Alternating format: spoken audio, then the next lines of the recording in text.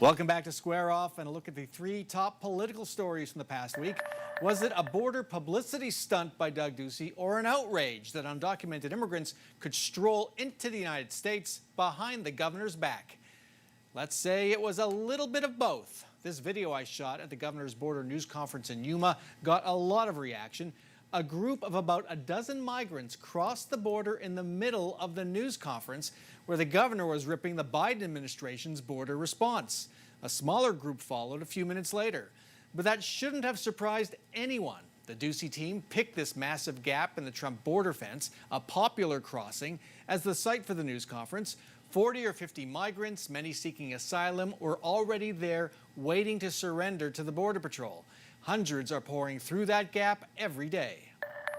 Democratic candidate for governor Kari Hobbs is now taking full responsibility for racial and sex discrimination against a former staffer that's been affirmed twice by a jury. Talonya Adams, an African-American state Senate policy advisor who worked for Hobbs, was fired 6 years ago when Hobbs was Senate Minority Leader.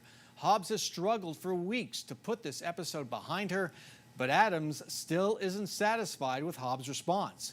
Let's listen to what both women said last week, starting with Hobbs. Please allow me to say this clearly and unequivocally. I apologize to Ms. Adams. I'm truly sorry for the real harm that I caused Ms. Adams and her family. My response to the jury verdict was short-sighted, unnecessarily defensive, and failed to meet the moment. This is a pattern that we've seen with Ms. Hobbs. She is self-absorbed.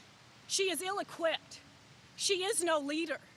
And irregardless of whether she has a D behind her name or not, she is not fit to serve. On to the Republican side of the governor's race. And remember when candidate and former TV anchor Kari Lake tweeted this? America needs more mean tweets. We need to grow thicker skin and toughen up. Turns out Kari Lake isn't that tough, and her skin is pretty darn thin. Lake sicked her lawyer on what she would call a mean tweet posted by Republican political consultant Brian Murray. You'd think Lake would salute Murray. Nope. Her lawyer, Tim Lasota, threatened to sue Murray over a tweet that speculated about Lake's mental health. Murray's lawyer, Tom Ryan, responded that Kari Lake could pound sand, and in conclusion, Ryan told Lasota, "I would love to depose your client and explore the entire range of her mental health and stability."